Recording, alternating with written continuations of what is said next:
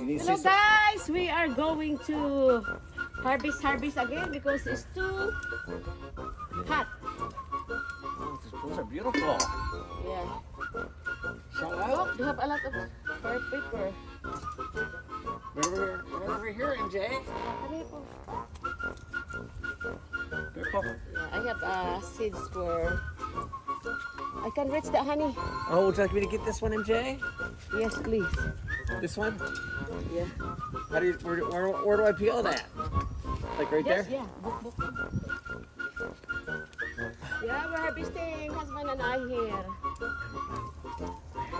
Okay, I can add that the other one. The sun is too bright. Come over this angle. Where? No, behind. The sun, because this. Honey, let's see. There's Okay. more. See that, guys? Shout out. The chilies natin. Like that. More. I'm looking. So I think that's it, guys. It looks like it's for the Yeah, green beans. there, over there. No, over there. Hey, you go there.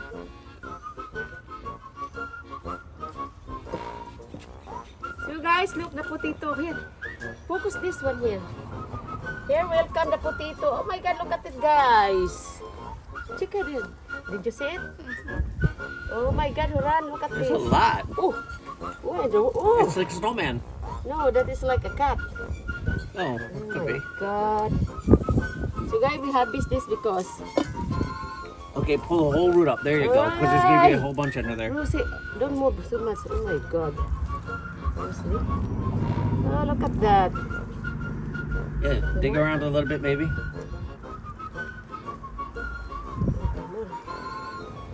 Okay, that's it, guys. Huh? That's only one plant. There's a lot of plants. Yeah. So now we're Get this going. throw that on the ground. Just get rid of that, the leaf, that one. Oh, that Yeah, only one at a time, honey. They're bored. Yeah. See? Welcome to our harvest potato. We planted these maybe 3 months ago. 3 months ago only, guys. There's gonna be Here. a lot under there. You left some in the ground there for sure. Yeah, look at that, guys. Huh? Oh. Check out. Potato. Well, there's a Take away lot. because this time is what they call now. Yes. Yeah, you're leaving a lot in there for sure. Over here. Okay. There's more than that. I can see them. Oh, MJ. You left all of those ones. Where's your shovel? There you go. So it's still growing, but Yeah, need but to get it's there, getting guys. so dry and hot. yeah. Nag-dry na gid na potato, guys. Oh. Guarantee there's a lot under there. No more. What does this do now? Yeah, I don't know. So that's it, guys. No, No. there's gotta be more in there. Cause some you pulled up with none. I can't. Hold on. Let me see if I can find a Huran. small. Where's your knife or something? Nothing ba? See? Nothing. Oh. You want me to end the video? No, not yet. Sorry, guys. Here. It's too heavy. No, it's not heavy. So guys, this is our harvest the potato today. I told you nothing. I knew that. String beans and this. Oh, no. Told you.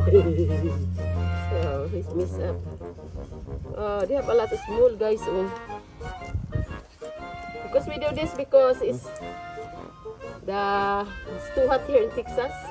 I think it's done there. Careful. You have I'm another. trying. This one here. Oh, right here. Are you sure? No. ba? I smell too. That's crazy. Wala ba? I don't, what do you call that, very deep. No, they weren't.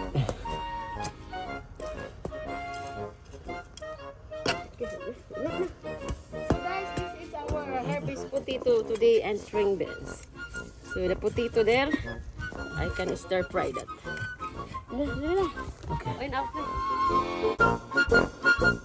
So after we harvest, this is the we're going to cook the stir fry string beans. So we have to add the beef meat. As you can see, they have brown because I put the microwave to get the frost. So let them boil until we have to add water to let them boil.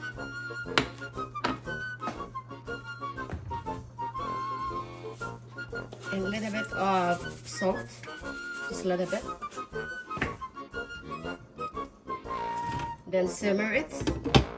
And then we come back later. So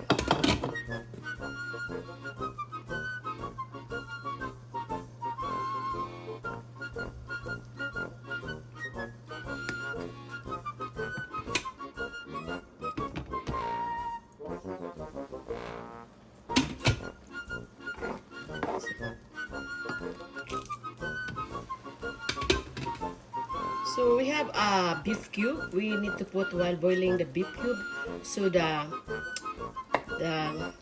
meat or beef have flavor.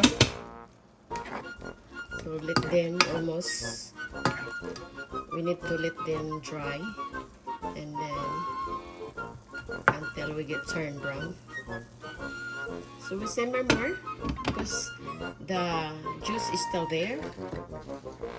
So subscribe, likes, and please don't forget to share and leave comment and likes. To those my silent viewers, supporter, thank you so much. And also my subscriber, please support my channel and thank you for coming and visit my channel. And don't forget to post. So guys, now as you can see, our meat is getting dry. The fluid, see, as you can see guys, looks so yummy already. So we try this one if the meat is soft. Good. We let this dry and turn brown.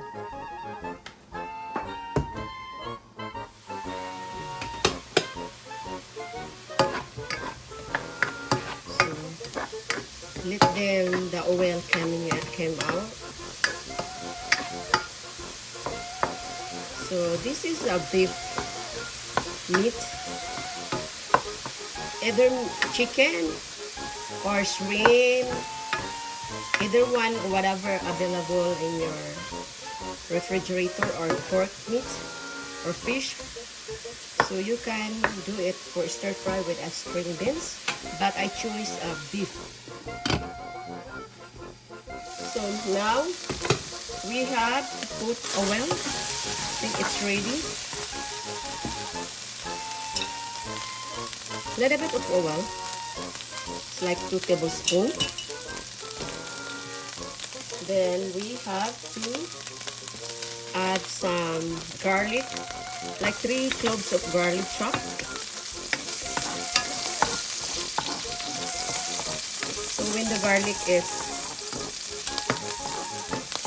smell and cook, because it tastes delicious, and also 1/4 cup onions.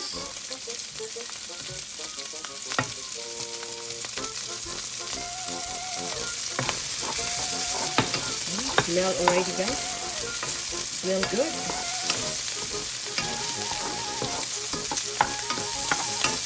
And then we have to put the tomato, small tomatoes.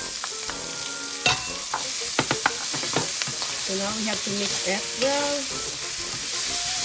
It's already brown the meat, guys. Some of the meat is brown. Let's just stir it.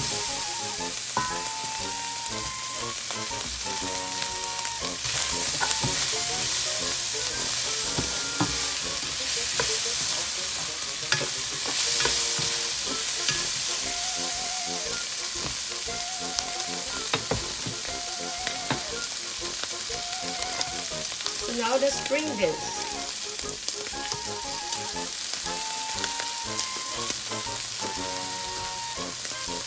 There's the string beans. I harvest this from my garden. So we have to put the string beans fresh from my garden, but I put this on in my freezer.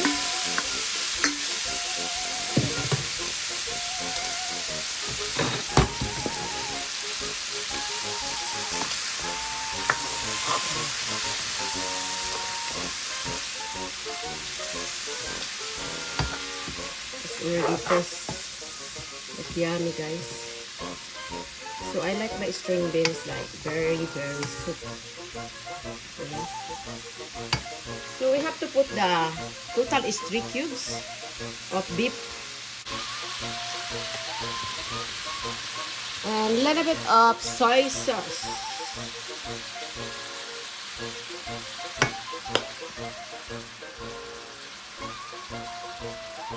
So we have to cover it. Let them simmer. A little bit of water, hot water. Let them simmer. And add additional of beef powder or beef stock. So as you can see, guys, so let's use the string beans. Simmer it again. Smell good already. And we have to add sugar. 1 tablespoon of sugar. I like there. If I put sugar, it tastes yummy. You know? So now you have to simmer it until the string beans is soft. Black pepper. We need to add black pepper. So maybe a half tablespoon of black pepper. And you have to stir it. See?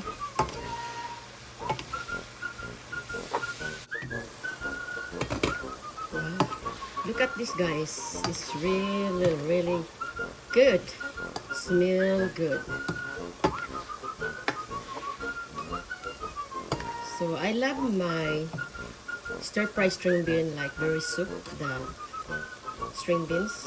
Some of them they like crispy, but I love very soup. Sarap. It's ready, tastes good. It's ready to serve. It tastes really good. One of my favorite food or vegetable is string beans. This kind of string beans is stir fry or adobo.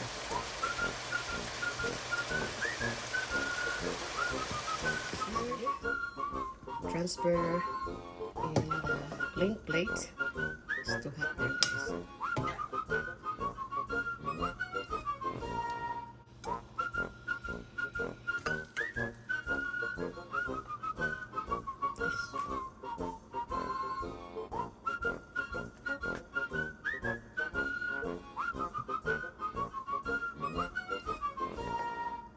Here my video. Thank you so much for watching.